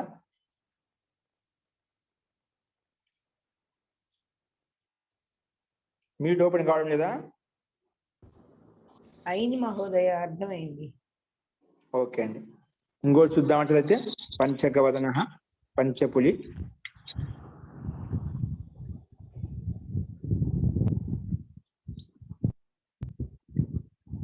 చూడండి ఇక్కడ పంచగవదన పంచగవధన శివిది ముందున్న ఉదాహరణ పూర్వశాల ప్రియ 3 పదాలు ఉన్నాయి. ఇక్కడ పంచగవధన 3 ఉన్నాయి. సేమ్ అదే విధంగా ఉంటుంది రూపసిద్ధి కూడా. అంటే పంచగవ అంటే 5 ఆవులు ఉన్నాయి ఎవరికైతే, అంటే 5 ఆవులే అతని ధనం అనమాట. అంటే ఎవరైతే ఆవుల మీద జీవిక కొనసాగిస్తున్నారో వాళ్ళ ధనం ఏంటి, ధన సంపద అంటే వాళ్ళ పశువులే 5 ఆవులే వాళ్ళ ధనం అనమాట. మాకున్న ఈ 5 ఆవుల మీద ఆజీవిక ఉందండి, ఆజీవిక నడుపుతున్నాము, ఈ 5 ఆవులే మాకు ధనము. అందుకే 5 ఆవులు ధనంగా ఉన్నాయి ఎవరికైతే, అంటే వాళ్ళకి సంపత్తి ఏంటంటే ఆ ఆవులే ధనంగా ఉండేటువంటి ఐశ్వర్యంగా ఉండేది. ప్రాచీన కాలం ఇప్పుడు మనకు ధన సంపత్తి ఏదో కాగితాల మీద వెనకబడ్డాం, కానీ అప్పుడు ధన సంపత్తి అంటే ఎవరికైతే పాడి పంట పశువులు ఎక్కువ ఎవరికైతే ఉంటే వాళ్ళని యొక్క ధనాఢ్యులుగా పరిగించేవాళ్ళండి. ఎవరికైతే పశు సంపద ఎవరికైతే ఎక్కువ ఉంటుందో వాళ్ళని మంచి రైతుగా మంచి ధనాఢ్య పదవిగా భావించేవాళ్ళు, జమీందారుగా భావించేవాళ్ళు. ఇప్పుడు ఆ పొలం ఉందంటే పశువులు ఉన్నాయంటే అది ఏదో హీనభావన అయిపోయింది అన్నమాట. మా ఇంట్లో మా పిల్లలు ఆ పశువులకు సేవ చేయాలనే భావన హీనభావన వచ్చేసింది అన్నమాట. మొత్తానికి 5 ఆవులు ఎవరికైతే ధనంగా ఉందో ఆ వ్యక్తి విశేషం, అంటే వాళ్ళకి సంపత్తి 5 ఆవులు అనమాట. 5 గాయే హే ధన్ జిస్కా, అంటే 5 ఆవులనే ధనము ఎవరికైతే, అంటే 5 ఆవుల యొక్క ధనమే 5 ఆవుల యొక్క సంపత్తే ధనంగా భావిస్తున్నాడు అనమాట. అస్తు పంచగావో ధనం యస్య, పంచగావో ధనం యస్య. సో ఇక్కడ మనకు విగ్రహానికి స్పష్టంగా విషయం పంచగావ 5 ఆవులు ధనంగా ఉన్నాయి ఎవరికైతే యస్య. సో విగ్రహవాక్యం సరంగానే పంచంజస్ గోజస్ 5 ఆవులు ఉంటున్నాయి కదా, అందుకే జస్ తెచ్చుకున్నాం ఇక్కడ పంచంజస్ గోజస్. పక్కన ధనం ఉంది కదా, ధనాస్సు పెట్టుకుంటే ఇక్కడ పంచగావ అంటున్నాడు, ఇది సంఖ్య బహువచనం ఉంది కాబట్టి అందుకే పంచంజస్ గోజస్ అని పెట్టుకున్నాం. ధనం అనేది మామూలుగా ఒకటి ఏకవచనం ఉంది కాబట్టి ధనాస్సు అని పెట్టుకున్నాం. పంచంజస్సు గోజస్సు ధనాస్సు. ఇక్కడ మన ప్రకృతి సూత్రం ప్రకారం ఏమవుతుంది, అనేక మన్య పదార్థ ప్రకారంగా ఏమవుతుంది, అనేక మన్య పదార్థ ప్రకారంగా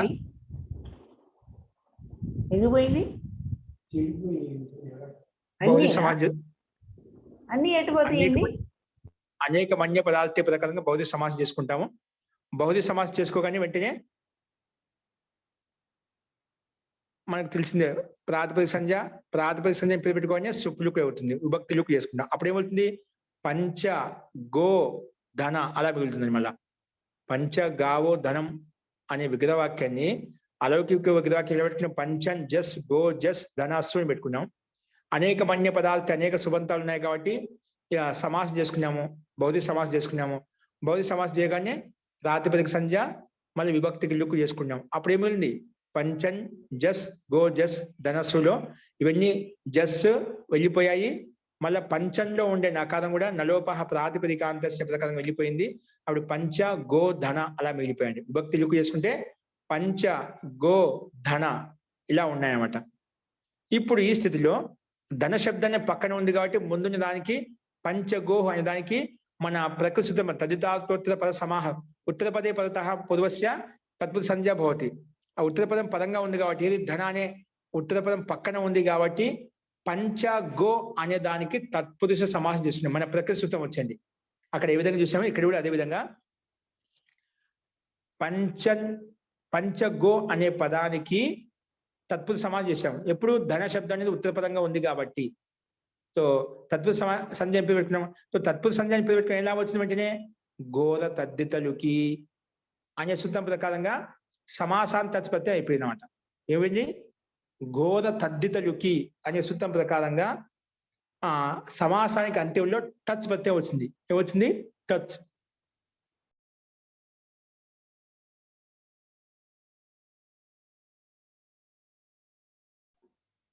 గోర తద్దితలుకి అనే సూత్రం ప్రకారంగా సమాసానికి అంతిమంలో టచ్ ప్రత్యయం వచ్చింది. పంచగో టచ్ అంటే సమాసం ఏంటి? ఇప్పుడు మనకు పంచగో అనే దానికి మాత్రం తత్పురుష సమాసం పెట్టుకున్నాండి. ధన శబ్దం ఉత్తర పదంలో ఉంటే పంచగో అనేది సమాసం. అంటే ఆ సమాసానికి ఏమొచ్చింది? గోర తద్దితలుకి అనే సూత్రం ప్రకారంగా సమాసానికి టచ్ ప్రత్యయం వచ్చింది. అంటే పంచగో అనే సమాసంగా దాని పక్కనే టచ్ ప్రత్యయం వచ్చింది. ధన శబ్దాన్ని అలాగే పక్కన పెట్టుకున్నాం. సో టచ్ ప్రత్యయం అనుబంధ లోపం చేయగానే ఏమవుతుంది? కేవలం ఆ మిగులుతుంది. అందుకే పంచగో ఆ ధన. ఇప్పుడు పంచగోలో ఉండే ఓకారం పక్కన టచ్ ప్రత్యయం యొక్క ఆకారం అనుబంధంలో వేస్తే టచ్ లో చకారం హలంతము, టకారంకి చుట్టూ ఇత్ సంధ్య తస్యలోప అదృశ్యలోప చేస్తే ఆ మిగిలింది. సో పంచగో ఆ ధన. ఇప్పుడు ఈ స్థితిలో ఏ చోయ వాయావహ అనే సూత్రం ప్రకారంగా అకారంకి పక్కన ఎకారంకి పక్కన అచ్చుంటేనా అవు ఆదేశం వస్తుందన్నమాట. ఏమొస్తుంది? అవు ఆదేశంగా వస్తుందన్నమాట. ఏమొస్తుంది? అవ్వు ఆదేశంగా వస్తుంది. కాబట్టి ఇక్కడ గో పక్కన ఉండే ఆకి గోస్థలం అవు చేసుకుంటే పంచగౌ అయిపోయింది. పంచగౌ వకార హలంతానికి పక్కన టచ్ ప్రతి యొక్క ఆ కలిపితే పంచగవ అయిపోయింది. పంచగవ పక్కన ధన శబ్దం ఉంది. పంచగవధన అయిపోయింది. సో పంచగవధన కాగానే మళ్ళా ఈ సమస్త పదం చేత మొత్తం పదం చేత సు తెచ్చుకుంటాము. ఆ సుకి రిక్తి విసర్గం చేసుకుంటే పంచగవధన అనే రూపము సిద్ధిస్తుందండి. ఓకేనా? సేమ్ ఇదే విధంగా ఇక్కడ కూడా పూర్వ సిద్ధికి సమాన్ యహా భీ ఇక్కడ కూడా పంచగోకి तत्व संज्ञा होने से समासस्य अन्य सूत्र अंतर्गत करना भी प्रयोजन है. सो पूर्ववत समझ ले. यहाँ टच का प्रयोजन ही दिखाया. अंक మనకు సమాసం ఇక్కడ సమాసస్య ప్రకారంగా పంచగోలో అంతిమ ఉదాత్తం చేసుకో స్వరసిద్ధి చూపించుకోవచ్చు. స్వరసిద్ధి చూపించుకోవాలంటే గో శబ్దం ఉదాత్తం అయిపోతుంది. ఆ గో శబ్దం ఉదాత్తం కాగానే ఏమవుతుంది? వెంటనే మిగిలినటువంటి కూడా అనుదాత్తాలు అయిపోతాయి. అనుదాత్తం కాగానే ఉదాత్తానికి పక్కన ఉండేది మన స్వరితం అయిపోతుంది. స్వరితానికి పక్కన ఉన్న అనుదాత్తం కూడా ఏకశుటి అయిపోయి పంచగవదన అనే రూపం కూడా మనకు సిద్ధిస్తుంది. అంటే గాలో ఉండే ఉదాత్తం వస్తుంది, మిగతావన్నీ అనుదాత్తాలు అయిపోతాయండి. అలాగే స్వరసిద్ధుడు గుర్తించుకోవచ్చు. ఇక్కడ కేవలం మనకు ఇదొక్క సమాసానికి అంతం టచ్ ప్రత్యయం వస్తుంది. ఏంటి? తత్పురుష సంజ్ఞాని పేరు పెట్టుకోవడం వలన ముఖ్య లాభం ఏం కలిగింది? ఇక్కడ మనకు గోర తద్దితలుకి అనే సూత్రం ప్రకారంగా సమాసానికి అంతిమంలో అంటే పంచగో అనే సమాసానికి అంతిమంలో టచ్ ప్రత్యయం వచ్చింది. టచ్ ప్రత్యయం వలన పంచగవదన అనే రూపం మనకు సిద్ధించిందండి. సో స్వరసిద్ధి కూడా సేమ్ అదే విధంగానే పెట్టుకోవచ్చు. అంటే గా అనేది ఉదాత్తం అవుతుంది, మిగిలినవన్నీ కూడా అనుదాత్తాలుగా మారిపోతాయి, అన్ని అడుగుతూనే వస్తాయి. ఓకే, ఇది ఈ సూత్రం యొక్క అభిప్రాయము. రూపసిద్ధి యొక్క స్వరసిద్ధి యొక్క ప్రక్రియ కూడా ఈ విధంగా ఉంటుంది. ఇదే విధంగా సేమ్ ఇసి ప్రకారం పంచ నావ ప్రియ, ఈ విధంగా పంచ గావో ధనం యస్య అని కదా, పంచ నావ ప్రియ యస్య అంటే 5 నావలు పంచ అంటే అక్కడ 5 ఆవులు ఎవరికే ధనంగా ఉన్నాయో వాడిని పంచ గవధన అని చెప్పాం. అదేవిధంగా జీవించడం కోసం 5 నౌకలు పడవలు ఎవరికైతే అవి ధన సంపత్తిగా ఉన్నాయో దాన్ని పంచ నావ ప్రియ అంటాం. 5 నావల యొక్క 5 పడవల యొక్క ప్రియత ఎవరికైతే ఉందో వారిని పంచ నావ ప్రియ అని చెప్పి మనం చెప్పుకుంటాం. పంచ నావ ప్రియ శివ్ ఇక్కడ పంచంజస్సు గోజస్సు సారీ పంచంజస్సు నో జస్ ధన పంచంజస్ నౌజస్ నవ్వండి నౌజస్ ప్రియ నౌజస్ ప్రియ ఇక ధన శబ్దం ఉంది, ఇక్కడ ప్రియ శబ్దం ఉందండి, అది తేడా. పంచన్ జస్ నౌ జస్ ధన ప్రియాసు ఏంటండి ప్రియాసు. ఇక్కడ ఈ స్థితిలో 5 నౌకలు ప్రియంగా ఉన్నాయి ఎవరికైతే అతని పంచనావ ప్రియ అంటాం. 5 నౌకలు అంటే 5 పడవలు ప్రియంగా కలిగిన వాడిని పంచనావ ప్రియ అంటాం.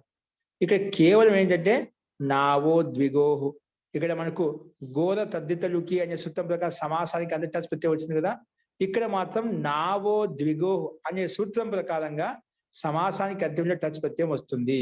ఇదే విశేషం అనమాట ఇక్కడ. కానీ ప్రక్రియ అంతా మొత్తం పైన చెప్పిన విధంగానే ఉంటుంది. కేవలం విశేషత ఏమిటి, పైన చెప్పి పంచ గావో ధనం యస్యతో అనేక మన్య పదార్థ ప్రకారం భౌతిక సమాసం చేస్తాము. మళ్ళా కృత్ తదిత సమాసాశ్చ ప్రాథమిక సంధ్య మళ్ళీ సుపులుక్కు ఇవన్నీ చేసుకోకు, ఇవన్నీ ప్రక్రియ ఏ విధంగా ఉందో అదే విధంగా చేసుకుంటాము. ఇవన్నీ చేసిన తర్వాత మళ్ళా పంచ నావ ప్రియ అలాగే ఉంటాయి, విభక్తులకు తీసుకున్న తర్వాత పంచ నావ ప్రియ. ఇప్పుడు ఈ స్థితిలో ప్రియ అనే పదం ఉత్తర పదంలో ఉంటే పంచ నవ్ అనే దానికి మనం ఏం పెట్టుకుంటాం, పంచ నవ్ అనే దానికి తత్పురుష సంధ్య ఇప్పుడు పెట్టుకుంటాం. తదితార్థోత్తర పద సమాహారించే ప్రకారం సమాసం చేస్తాం. సమాసం చేయగానే అయిపోయింది, తత్పురుష సంధ్య ఇప్పుడు పెట్టుకోవడం వలన వెంటనే అక్కడ గోద తదితలుకి ఏ విధంగా వచ్చిందో ఇక్కడ ఏమొస్తుంది, నావో ద్విగోహ అనే సూత్రం ప్రకారంగా సమాసానికి అందరి టచ్ ప్రతి తీసుకొచ్చింది. అందుకే పంచ నౌ టచ్ ధన, పంచ నౌ టచ్ ధన. ఇప్పుడు ఈ స్థితిలో టచ్ కనుమతిలో వేస్తాం పంచ నౌ ఆ. ఇక్కడ సేమ్ పైన చెప్పిన ఏ చోయ వాయావహ ప్రకారంగా అక్కడ ఓ స్థానంలో అవు చేస్తున్నాం, ఇక్కడ అవు స్థానంలో ఆ వస్తుంది, అంతే తేడా. అందుకే పంచనావ అలా వస్తుంది, పంచనావ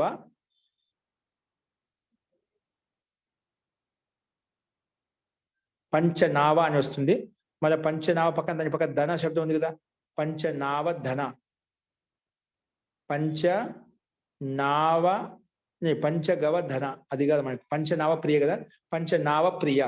ఇప్పుడు ఈ మొత్తం ప్రక్రియ అంతా అదే విధంగా ఉంటుంది. కేవలము నావో ద్విగోహ ప్రకారం టచ్ ప్రతి చేసుకొని అనుబంధం లోపం చేసుకుంటాము. తో అదేవిధంగా పంచనావ ప్రియ అలాగే ఉండిపోతుంది. మళ్ళా సమస్త పదం తెచ్చుకొని ఋత్వ విసర్గం చేసుకుంటేనా పంచనావ ప్రియ అనే రూపం సిద్ధిస్తుంది. పంచనావ ప్రియ అనే రూపము సిద్ధిస్తుంది మనకు. అస్తు ఇది కూడా పైన చెప్పిన విధంగా ప్రక్రియ మొత్తం అదే విధంగా ఉంటుంది. కేవలము స్వరసిద్ధి కూడా అదే విధంగా ఉంటుంది. కేవలం అక్కడ గోద తద్దితలుకి అనే సూత్రం ప్రకారంగా సమాసానికి అన్ని టచ్ ప్రత్యయం వచ్చింది. ఇక్కడ నావో ద్విగోహ అనే నావ శబ్దం కాబట్టి నావో ద్విగోహ ప్రకారంగా సమాసానికి టచ్ ప్రత్యయం వస్తుందన్నమాట. తర్వాత కలిపి దాసుకొని పంచనావ ప్రియ అనే రూపం సిద్ధిస్తుంది మనకు. ఓకే అస్తు. ఇందులో ఒక సందేహం చెప్పండి ఇప్పుడు.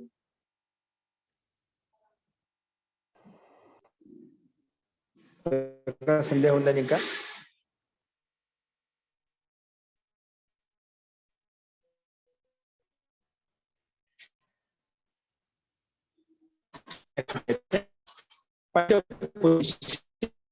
ఉంటుంది. పంచపులి 5 నదులు అంటే పూలు ఉంటాయి కదా మనకు, బ్రిడ్జ్ లాంటివి ఈ నదిని దాటడం కోసం బ్రిడ్జ్ కట్టేదాన్ని పూలు అంటామంట. పంచానాం పూలానాం సమాహారం అంటే 5 పూల యొక్క సమాహారం ఎక్కడైతే సమూహం ఎక్కడైతుందో దాన్ని పంచపులి అంటామంట. మొత్తము పంచపులి. ఇక్కడ విగ్రహవాక్యం స్పష్టంగా వేస్తుంది, పంచానాం పూలానాం అని చెప్పి. అంటే 5 బ్రిడ్జ్ల యొక్క సమూహం ఎక్కడైతే ఉందో దాన్ని పంచపులి అంటామంట. తో విగ్రహవాక్యం స్పష్టం, పంచానాం పూలానాం షష్ఠి భక్తి బహుశ విడగొట్టబడింది. అందుకే పంచన్ ఆం పూల ఆం పంచన్ ఆం పూల ఆమ్. ఇక్కడ మన ఉత్తర పదం పక్కన ఉంది కాబట్టి తద్దిత తొత్తర పద సమాహాదించే ప్రకారం సమాసము. సమాసం చేయగానే ప్రాతిపదిక సంధ్య పెరుగుగానే సుప్లుక్ విభక్తిక లుక్ అయిపోతుంది. అప్పుడు ఏమవుతుంది? ఆమ్ వెళ్ళిపోతాయి, పంచపూల అలా మిగిలిపోతాయి. ఇవి పంచపూల పంచన్ పూల. ఆ పంచంలో ఉండే దాని నకారం కూడా నలోపహ ప్రాతిపదికాంత ప్రకారం నకారం తీసేస్తాం. అప్పుడు పంచపూల మిగిలింది. ఇది పంచశబ్దం సంఖ్య శబ్దం ముందు ఉంది కాబట్టి వెంటనే సంఖ్యా పూర్వో దిగు. సంఖ్యాపూర్వంలో ఉంటేనా ముందు దిగు సంధ్య వస్తుంది. సంఖ్యాపూర్వో ద్విగు. సంఖ్యాపూర్వంలో ఉంటే దానికి దిగు సమాసం చేసుకుంటామంట. సంఖ్యాపూర్వో దిగు. సో దిగు సంధ్య చేసుకుని ఎలా వచ్చింది? అకారాంతో ఉత్తరపదే ద్విగుహు స్త్రియాం భాష్యతే. ఇది వార్తికం అండి. అకారాంతం ఉత్తర పదంలో ఉంటే ప్రియా శబ్దం ఏంటి? మన పూల శబ్దం అకారాంతమే కదా. కాబట్టి సంఖ్యా పూర్వో ద్విగు అనే పంచపుల ఈ స్థితిలో సంఖ్యా పూర్వో ద్విగు అనే సూత్రం ప్రకారంగా పంచ అనే దానికి పూర్వంలో ఉంది కాబట్టి మొత్తానికి దిగు సంధ్యని పేరు పెట్టాం. దిగు సంధ్యని పేరు పెట్టడం ఎలా వచ్చింది? వెంటనే అకారాంతో ఉత్తర పదే. అకారం ఉత్తర పదం ఉంటే ద్విగు స్త్రియాం భాషతే. దిగు సంధ్య స్త్రీలింగంలో భాష్యతే. ఈ వార్తికం ప్రకారంగా అంటే అకారాంత ఉత్తర పద వాले पंचपुला से स्त्रीलिंग होकर स्त्रियाम द्विगोह से स्त्रीलिंग में गी प्रत्यय हो गया. तो ఇక్కడ ఉత్తర పదం ద్విగు సంధ్య అని పేరు పెట్టిన ఉత్తర పదం అకారాంత ఉత్తర పదం ఉంటే అది ఒకవేళ ద్విగు సంధ్య ఏంటినా స్త్రియాం భాష స్త్రీలింగంలో ప్రత్యయం వస్తుంది, స్త్రీలింగం చెప్పబడుతుంది అని చెప్పిందన్నమాట. ఒకవేళ అకారాంత ఉత్తర పదంలో ఉంటే అకారాంత ఉత్తర పదం అది ద్విగు సంధ్య ఉండాలి. ద్విగు సంధ్య కూడా ఉంది. అటువంటి ద్విగు సంధ్య అకారాంత ఉత్తర పదంలో ఉన్నటువంటి దాంతో శ్రీయాం భాష స్త్రీలింగంలో ప్రత్యయం తెచ్చుకోబడుతుంది, స్త్రీలింగం చెప్పబడుతుంది. అందుకే స్త్రీలింగంలో స్త్రీయాం అధికారానికి వచ్చి దిగోహు అనే సూత్రం ప్రకారంగా స్త్రీలింగంలో గీప్ ప్రత్యయం తెచ్చుకున్నాం. ఏం తెచ్చుకున్నాం? గీప్ తెచ్చుకున్నాం. అందుకే పంచపూల గీప్. గీప్ కనుమతి లోపం చేయగానే ప హలంత్యం గాకి లషక్వ తద్దితే ప్రకారంగా గకారం వెళ్ళిపోతుంది. వెంటనే అనుమతి లోపం ఇక్కడ ఈ మిగులుతుంది అన్నమాట. ఈ మిగిలినే యచిభం భస్య యచిభంతో భాసంజ అని పేరు భస్యాధికారానికి వెళ్ళి యస్యేదిత్య ప్రకారంగా పంచపూల పూల లాలో ఉండే ఆకారానికి లోపం అవుతుంది. లోపం చేయగానే అలా లకారం పొల్లు ఉంటుంది. దాని గీప్గా ఈ కలిపితే పంచపులి అయిపోయింది. ఇప్పుడు ద్విగు ఏకవచనం. నువ్వు ఏ దానికి ద్విగు అని పేరు పెట్టావు, ద్విగు సంధ్య పేరు పెట్టావు, అది ఏకవచనం అయిపోతుంది. ఏమైపోతుంది? ఏకవచనం అంటే ఏకోద్భావం అయిపోతుంది. అంటే ఏకార్థ వాచకం అవుతుంది. ఏకోద్భావం అంటే ఏకార్థక వాచకం అవుతుంది. కానీ ద్విగు ఏకవచనంలో ద్విగు సంధ్య అని పేరు పెట్టాం కాబట్టి అది ఏకార్థక వాచకం అయిపోయింది. కాబట్టి అత ఏకార్థకి వాచక హోకర్ ఏకార్థంలోనే ఇక్కడ మనం పంచపులి అంటే 5 నదులు 5 బుద్ధుల యొక్క సమూహం అంటాం కదా. అంటే సమూహం యొక్క అర్థం అంటున్నాడు. ఏమైనా బహువచనంలో జస్ట్ తీసుకొస్తామని చెప్పి ఇక్కడ ఏం చెప్పాము? ద్విగు ఏకవచనం. ద్విగు సంధ్య పేరు పెట్టింది ఏకవచన భావం అయిపోతుంది. అంటే ఏకోద్భావం అయిపోతుంది. అంటే ఏకవచనంలోనే ప్రత్యయం తెచ్చుకుంటాం. ఏకోద్భావం కావడం వలన ఏకవచనం ప్రత్యయం వస్తుంది, బహువచనం రాదు, ద్వివచనం రాదు. అందుకే ఏకార్థకి వాచకత హోకర్ పూర్వత్సు ఆయా. అందుకే పంచపులి అనే శబ్దం చేత సు తెచ్చుకున్నాము. సు తెచ్చుకోగానే హల్ంగ్యాభ్యో దీర్ఘ సతిస్య ప్రిక్తం హల్ ప్రకారంగా ఆ హలంతానికి పక్కలో ఉండేటువంటి సుకి గ్యంతానికి ఆ పక్కన ఉండేటువంటి సుకి లుక్ వేసుకుంటాము. లుక్ చేయగానే సు వెళ్ళిపోతుంది. అప్పుడు పంచ లా హలంతానికి ఈ కలిపి పంచపులి అనే రూపం సిద్ధిస్తుందండి. అదేవిధంగా అష్టానాం అధ్యాయానం సమాహార. అక్కడ పంచానాం పూలానం సమాహార అని చెప్పాం. ఇక్కడ అష్ట సంఖ్య పెట్టాలి తేడా. అష్టానాం అధ్యాయానం సమాహార. అష్టాధ్యాయి పంచపులి ఎలా వస్తుందో అక్కడ అష్టాధ్యాయి సేమ్ ఇదే విధంగా వస్తుంది. అక్కడ పంచన్ ఆమ్ అని చెప్పాము, ఇక్కడ అష్టన్ ఆమ్ అంటాం. అదే తేడా. అక్కడ పూల ఆమ్ అని చెప్పాము, ఇక్కడ అధ్యాయ ఆమ్ అని పెట్టుకుంటాం. మిగిలిన ప్రక్రియ అంతా అష్టాధ్యాయ రెండింటి మధ్య అష్టంలో అష్టం వెళ్తుంది, అధ్యాయంలో ఆ వెళ్తుంది. ఈ రెండింటికి మధ్య సంధి చేస్తే అష్టాధ్యాయ మళ్ళీ గీప్ తెచ్చుకుంటాము, మళ్ళీ పుదంలో ఉండేదానికి అకారానికి లోపం చేసుకుంటాము, మొత్తం కలిపితే అష్టాధ్యాయి, యచిబం యశి ప్రకారం లోపం చేసుకుంటే అష్టాధ్యాయి అనే రూపమే శుద్ధిస్తుంది. ఇప్పుడు అష్టా ప్లస్ అధ్యాయులో అకహ సవర్ణ దీర్ఘ ప్రకారం దీర్ఘం చేసుకుంటే అష్టాధ్యాయి. ఈ రకంగా సేమ్ పంచానం పూలానం సమానంగానే ఈ అష్టాధ్యాయి అనే రూపము సిద్ధిస్తుందండి. అలాగే పంచకుమారి ఏంటి? పంచకుమారి, పంచానాం కుమారీనాం సమాహ, 5 కుమారుల యొక్క 5 కుమారి స్త్రీల యొక్క సమూహం ఎక్కడైతే ఉందని పంచకుమారి అంటాం ఉదాహరణలో. ఇక్కడ కూడా పంచన్ ఆం కుమారి ఆం.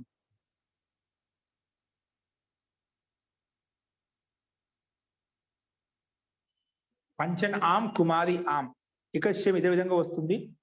కేవలం ఇదే విధంగా మనము తద్దితార్థోత్తర పద సమాహారేచ ప్రకారంగా మనం సమాసం చేసుకుంటాము. సమాసం చేసుకోగానే పైన చెప్పిన విధంగా పైన పంచానాం పూలానం సమాహారానికి సమానంగానే అండి. ఇక్కడ కేవలము ఇక్కడ కుమారి శబ్దం వచ్చిన పూల శబ్ద స్థానంలో అధ్యాయ స్థానంలో కుమారి శబ్దం పెట్టుకుంటాం. పంచన్ ఆం కుమారి ఆం, పంచానాం కుమారీనాం అని చెప్పి. సో ఇక్కడ విభక్తులకు చేసుకున్నాం పంచకుమారి, పంచన్ నకాన్ని కూడా నలోప ప్రాతిపదికాంతస్థితితో వెళ్ళిపోతుంది, పంచకుమారి ఉంటుంది. ఇక్కడ పంచకుమారి తర్వాత ద్విగు ఏకవచనం ప్రకారం ఇక్కడ కూడా సంఖ్యా పూర్వో ద్విగు ప్రకారం ద్విగు సంధ్య ఉంది కాబట్టి అది ద్విగు సంధ్య ఇప్పుడు పెట్టుకున్నాం. ద్విగు సంధ్య పెట్టుకున్నా ఏకోద్భావం అయిపోయింది కాబట్టి ఏకార్థక వాచకం పంచకుమారి 5 మంది కుమారులు అంటున్నాం కదా. 5 మంది కుమారులు ఉన్నప్పుడు కూడా బహుళ ప్రత్యయం కాకుండా ద్విగు సమాసం కాబట్టి ఏకోద్భావం అయిపోయింది.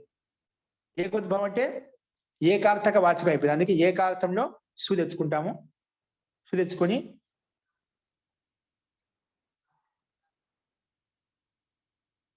ఆ సుకి అలాగే స్వమోద నపుంసకాత్ అనే సూత్రం ప్రకారంగా దానికి లుక్ అయిపోతుంది. నపుంసకాత్ అంగార్దశ సు లుక్ భవతి. ఎందుకంటే సా నపుంసకం, ఎవరికైతే ఏకోద్భావం చేశామో సా నపుంసక, అది నపుంసకలింగం అయిపోతుంది. నపుంసకలింగం కాగానే హ్రస్వో నపుంసకే ప్రాతిపదికస్య అనే సూత్రం ప్రకారంగా పంచకుమారిలో ఉండే దీర్ఘ ఇకారము హ్రస్వంగా మారిపోయింది. అందుకే పంచకుమారి హ్రస్వం వచ్చేసింది. మరి పంచకుమారికి పక్కన ఉండే సుకి స్వమోద నపుంసకాత్, నపుంసకాత్ అంగాద్ ఉత్తరస్య సూస్తానే అమ్ ఇతి అయం ఆదేశం భవతి. అమ్ ఆదేశం వస్తుంది. సారీ, పంచకుమారి పక్కన ఉండేది నపుంసకలింగానికి పక్కన ఉండే సుకి లుక్ అయిపోతుంది అన్నమాట. లుక్ కాగానే పంచకుమారి హ్రస్వలాగా ఉండిపోతుంది. ఈ రకంగా దశకుమారి, దశానాం కుమారీనాం సమాహార దశకుమారి, ఇది కూడా అదే విధంగా సిద్ధిస్తుంది. కేవలం ఏంటంటే ఇక్కడ విభక్తి లుక్ చేసుకున్న తర్వాత పంచకుమారి అలా వస్తుంది. ఈ పంచకుమారికి ద్విగు సంధ్య ఉంది కాబట్టి ద్విగు ఏకవచనం అనే సూత్రం ప్రకారంగా మొత్తం ద్విగు సంధ్య అయిపోతుంది. ఎవరికైతే ద్విగు సంధ్య అని పెట్టావో అది ఏకవద్భావం అయిపోయింది. అంటే ఏకార్థక, ఒకే అర్థక వాచకం అయిపోయింది అన్నమాట. కాబట్టి ఏకార్థక వాచకం అయిపోయిందంటే సా నపుంసకం ప్రకారంగా అది నపుంసకలింగం కూడా అయింది. నపుంసకలింగం లింగం కావడం ఎలా వచ్చిందంటే వెంటనే ఇక్కడ హ్రస్వో నపుంసకే ప్రాతిపదికస్య ప్రకారంగా అది హ్రస్వం అయిపోయింది. హ్రస్వం కాగానే మళ్ళా పంచకుమారి ఈ సమస్త పదం చదివి సు తెచ్చుకుంటాము. ఆ సుకి స్వమోహ నపుంసకాత్ ప్రకారంగా నపుంసకలింగం ఉంది కాబట్టి నపుంసకలింగానికి పక్కన ఉండే సుకి లుక్కు చేసుకుంటే మనకు దశకుమారి అలాగే పంచకుమారి అనే రూపాలు కూడా ఈ విధంగా సిద్ధిస్తాయండి. అస్తు ఈ రకంగా తద్దితార్థోత్తర పద సమాహారేచ సూత్రంలో ఉన్నటువంటి ఉదాహరణలను కూడా మనము చూసామండి. అస్తు ఇందులో ఒకసారి గమనించండి, అన్నిట్లో పరిశిష్టం ఉంది. ఎవరికైనా సందేహాలు ఉంటే మనం రేపు చూద్దామండి. అస్తు ఈ రకంగా ఈ సూత్రం మనం పూర్తిగా చెప్పుకున్నాం. నెక్స్ట్ రేపు 2వ సూత్రం చూద్దామండి.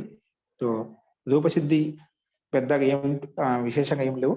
ఒకసారి పరిశిష్టం అందరూ గమనించండి. ఓకే, ఇది పుస్తకాలు లేని వాళ్ళు కూడా మీకు గ్రూపులు పంపిస్తారు, వాటిని గమనించండి. అస్తు మంత్రపాఠ.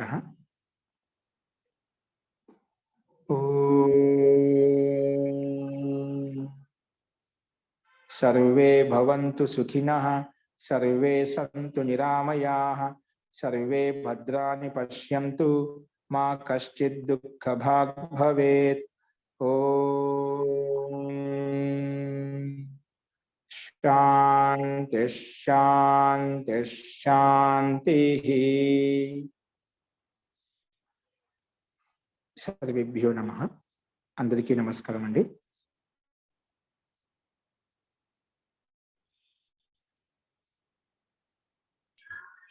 జీ వినిపిస్తుందండి?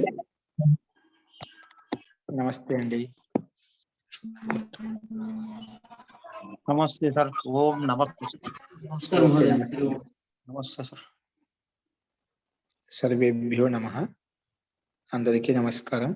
సర్వేషం శుభరాత్రి. రేపు యథావిధిగా ఆదివారం కాబట్టి సత్సంగం ఉంటుంది. యజ్ఞానుష్ఠానంలో పాల్గొనే వాళ్ళంతా కూడా రేపు 7 గంటల నుంచి 8 గంటల వరకు ఒక అర్ధగంట యజ్ఞం ఉంటుంది. తర్వాత ఒక 10 నిమిషాలు ఉన్న ఉపన్యాసం అవకాశాన్ని బట్టి ఉంటుంది. కాబట్టి అనుకూలంగా ఉన్న వాళ్ళంతా ఈ యజ్ఞానుష్ఠానంలో పాల్గొనండి. ఇదే లింకులో ఉంటుంది. ఆన్లైన్ మాధ్యమంతో అనుకూలంగా ఉన్న వాళ్ళంతా చేయడానికి కూడా ప్రయత్నం చేయండి. లేకపోతే చేసే వాళ్ళు చేస్తూ ఉంటారు. మీరు యజ్ఞానుష్ఠానంలో పాల్గొనవచ్చండి. అస్తు, ప్రయత్నం చేయండి అందరూ కూడా. అస్తు, సర్వేభ్యో నమః.